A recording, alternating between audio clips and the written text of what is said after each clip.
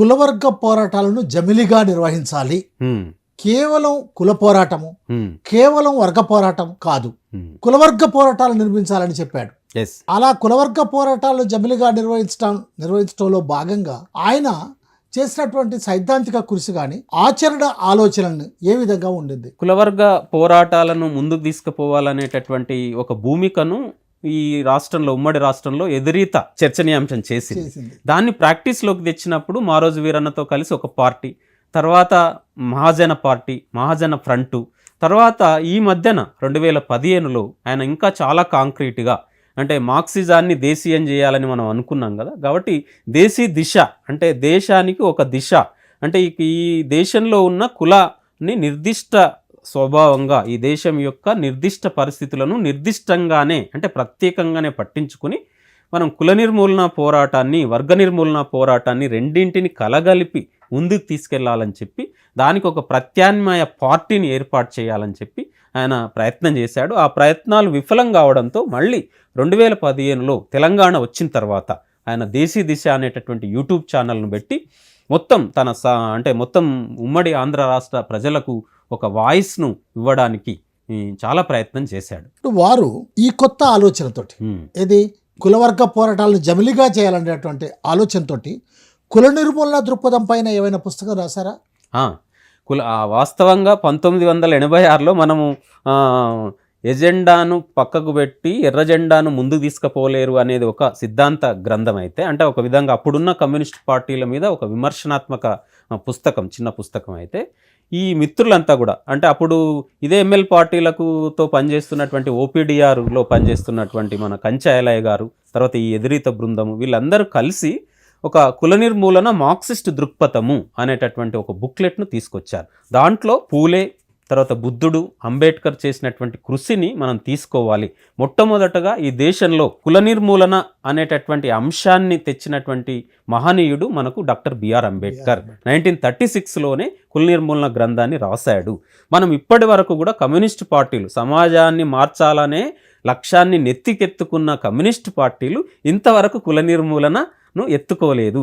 ఇప్పటికైనా ఎత్తుకోండి అని చెప్పి వాళ్ళు ఒక గ్రంథాన్ని, ఇప్పటికి మనకు అది అందుబాటులో ఉంది, అది కంచె ఐలయ్య గారి పేరు మీద ఉంది. ఈ మధ్యన ఉషా గారు చనిపోయిన తర్వాత ఐలయ్య గారు కూడా మళ్ళీ రీప్రింట్ చేసి దాంట్లో ముందు మాటలో ఉషా గారి యొక్క కృషి దీంట్లో ఉంది అని ముందు మాటలో చెప్పాడు.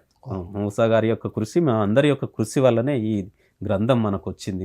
అది చాలా ఇప్పటికీ కూడా చాలా చర్చనీయాంశమే కాకుండా ఆచరణీయమైనటువంటి దృక్పథంతో మనకు ఆ పుస్తకం ఉంది. ఊసా ఒక కమ్యూనిస్ట్ మార్క్సిస్ట్ ఆలోచనలు కలిగిన వ్యక్తి, ఊసా ఒక అంబేద్కరిస్ట్ ఆలోచన కలిగిన వ్యక్తి. అలాంటి వ్యక్తి ఈ రోజు ఈ దేశంలో మనవాద ఫాసిస్ట్ పాలన కొనసాగుతున్నటువంటి స్థితిలో ఊసా దృక్పథం నుండి వీరిని ఎలా చూడాలి, ఎలా ఎదుర్కోవాలి? అసలు మనకు 2014లో అంటే వాస్తవంగా ఈ సమాజంలో కులము, వర్గము ఎంత రోల్ను పోషిస్తున్నదో, దీన్ని కులాన్ని కాపాడుతూ ఈ దేశంలో హిందూ మతం కూడా అంతే రోల్ను పోషిస్తున్నది.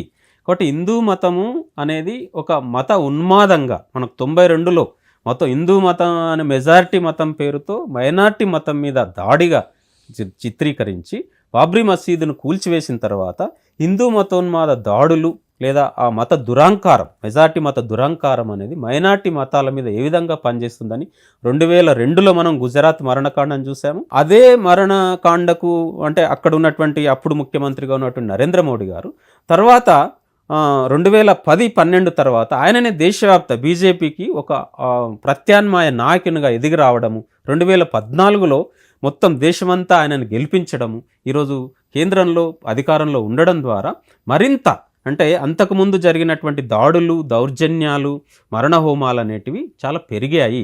మనము దబోల్కర్ను వాళ్ళు వస్తూనే దబోల్కర్ను చంపారు, తర్వాత పన్సారెను చంపారు, తర్వాత అక్కడ కల్బుర్గిని చంపారు కర్ణాటకను, తర్వాత వచ్చేసి ఆమె మన రైటరు మహిళ, ఆమె పేరు గుర్తుకు రావట్లేదు, ఆమెను ఈ విధంగా నలుగురిని చంపారు. అట్లనే మన దగ్గర సెంట్రల్ యూనివర్సిటీలో రోహిత్ వేములను కూడా వ్యవస్థీకృతంగా చాలా వాళ్ళ యొక్క సంస్థలు బీజేవైఎం కానీ, బీజేపీ కానీ, ఆర్ఎస్ఎస్ కానీ, తర్వాత ఏబీవీపీ ఇవన్నీ కలిసి రోహిత్ వేముల మరణానికి కూడా కారణమయ్యాయి.